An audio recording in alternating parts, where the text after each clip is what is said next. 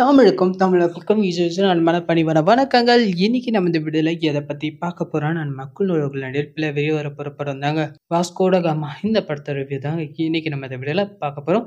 So time miss பண்ணாம ட்ரைலருக்குள்ள போயிடலாம் வாங்க. இந்த படத்தை பத்தி சொல்லணும்னா, நம்ம நக்குல் அவர்கள் சும்மா ஜாலியா வாழணுன்றதுக்காக திருடன் ஆனா எப்படி இருக்கும் அப்படின்றதுக்காக ஒரு நல்ல கோச்சிங் ஸ்கூல்ல போய் சேர்றாரு. என்னடா இதுக்கெல்லாம் கோச்சிங் ஸ்கூல் இருக்கான்னு கேட்டீங்கன்னா, ஆமாங்க இருக்கு. ஸோ அது தனியா ஒரு பிளேஸ்ல சில பேருக்கு அத நடத்துறாங்க. ஸோ நடத்துறது யாருன்னு நம்ம பார்த்தா தான் தெரியுது. போலீஸ்காரங்களோட கெட்டப்ல ரவுடீஸ் எல்லாமே இந்த வேலைய செஞ்சுட்டு இருக்காங்க. ஸோ ஒரு கொலை பண்ணா எப்படி அதுலேருந்து தப்பிக்கலாம்? திருடுனா அதுலேருந்து எப்படி தப்பிக்கலாம்? ஸோ ஒரு கலவரம் இருந்தா அதுலேருந்து எப்படி தப்பிக்கலாம்? ஸோ இந்த மாதிரியான விஷயங்கள் இல்லாம, அது மட்டும் இல்லாம சத்திய பிரமாணமா எடுக்குறாங்க. இப்போ ஒரு போலீஸ் ஆவணும்னா, அவங்க சத்திய பிரமாணம் எடுப்பாங்கல்ல, நான் நாட்டுக்கு நல்லது செய்வேன். நாட்டுக்கு எந்த ஒரு தீங்கும் விளைவிக்க மாட்டேன். ஸோ நாட்டுக்கு எது நல்லதோ அது மட்டுமே பண்ணுவேன் அப்படின்னு. ஸோ இது அதுக்கு ஆப்போசிட்டா நாட்டை சுரண்டுவேன், பல பேரை கிட்னாப் பண்ணுவேன். ஸோ அந்த மாதிரியான ஒரு குறிக்கோளை எடுக்குறாங்க. ஸோ அது மட்டும் இல்லாம இங்க இருக்க நெறைய பேருக்கு அவங்க புடிச்சு செய்றாங்களா, பிடிக்காம செய்றாங்கன்னு சரி, சரி நம்ம வாழ்க்கையில சந்தோஷமா இருந்தா போதும் அப்படின்னு தான் இங்க வந்து எல்லாரும் ஜாயின் பண்ணியிருக்காங்க. ஸோ அதுக்கேத்த மாரி அங்கேயும் ஒவ்வொருத்தரையும் பயங்கரமா ட்ரெயின் பண்றாங்க. "இந்த பொண்ணு அழகா இருக்குல்ல" அப்படின்னு நம்ம பைல்வான் அவர்கள் சொல்லும்போது, நம்ம கே.எஸ். ரவிக்குமார் சார், "ஏன்யா வலியுற? உனக்கு தெரியாத பொண்ணுங்களா? இல்ல உனக்கு தெரியாத சீக்ரெட்டா?" ஸோ அந்த மாரி சொல்லும்போது, நம்ம பைல்வான் அவர்கள வந்து வச்சு கலாய்க்கிற மாரி தான் இந்த சம்பவத்த வந்து எழுதியிருக்காருன்னு நெனைக்கிறேன், இந்த படத்தோட டயலாக் ரைட்டர்.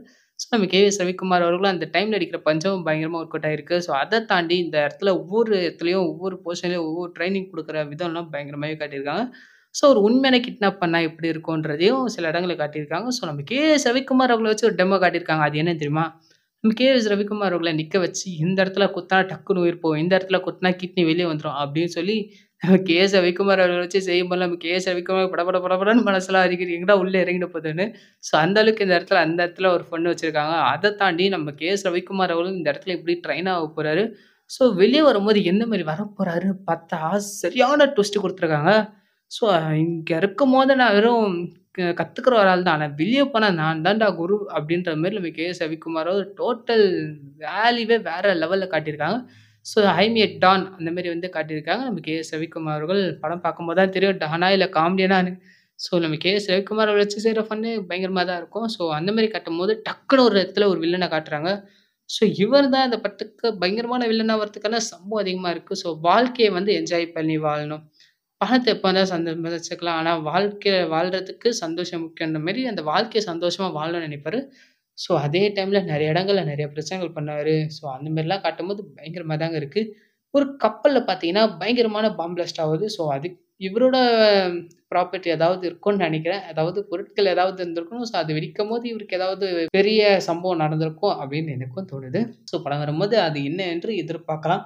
ஸோ அதுக்கு காரணம் நம்ம நக்குலா இருக்கக்கூடாது அப்படின்னு நெனைக்கிறேன். ஏன்னா நக்குலா இருந்தா அதுக்கான டேமேஜ் வேற லெவல்ல இருக்கும்னு தோணுது. ஸோ நம்ம நக்குல் அவர்கள பத்தி பார்த்தீங்கன்னா, அவருடைய வாழ்க்கை ஸ்மூத்தா போயிட்டுருக்கும்போது, சரி இந்த லைன்ல போனா எப்படியாவது பணக்காரன் ஆயிடலாம்னு சொல்லி தான் வந்திருப்பாரு. ஸோ அதுக்கு நம்ம நக்குல் அவர்கள் செய்ததெல்லாம் ரொம்ப அதிகமா இருக்குங்க. நம்ம நக்குல் அவர்கள் பார்த்தீங்கன்னா, ஆனந்தராஜ் அவர்கள்கிட்ட போயிட்டு பேசிட்டு இருக்கும்போது, அவங்களுக்குள்ள ஒரு சில பேச்சுவார்த்தைகள் நடந்துட்டு இருக்கும். ஸோ அங்க நடக்கிற சம்பவம்லாம் பயங்கரமான காமெடியோட முடிஞ்சிருக்கும். இந்த படத்துல நம்ம ஹீரோக்கு ஜோடி இல்லையான்னு கேட்டா, கண்டிப்பா இருக்குங்க. ஸோ நம்ம ஜோடி இல்லாம நம்ம ஹீரோவ காட்டுனா நல்லாவா இருக்கும் இந்த படத்துல? ஸோ அவங்களுக்கு ஏத்த மாரி ஒரு ஹீரோயினி குடுத்து இந்த படத்துக்கு இன்னொரு ஹைலைட் குடுத்துருக்காங்க. ஸோ பார்க்கவே செம்ம கியூட்டா, செம்ம ஸ்வீட்டா இருப்பாங்க. ஸோ அவங்கள இந்த படத்துக்கு கூப்ட்டு நம்ம நக்குல் அவர்களுக்கு ஜோடியா வர வச்சிருக்காங்கன்னு நெனைக்கிறேன். ஸோ இவங்களோட லவ் ட்ராக் எந்த மாரி போகுது, நம்ம நக்குல் அவர்கள் அந்த பொண்ண உஷார் பண்ணதுக்கு என்னென்ன வேலைகள்லாம் செய்றாரு. ஒரு பக்கம் காதல், ஒரு பக்கம் வந்து ஸோ இந்த மாரி அவரோட வாழ்க்கைய எந்த அளவுக்கு பேலன்ஸ் பண்ணி ஓட்ட போறாருன்னு தெரியல. எனக்கே பரபரப்பா தான் இருக்கு. ஸோ இந்த படம் வரப்போத பார்த்தா எனக்கே ஆவல தூண்டுற மாரி தாங்க இருக்கு.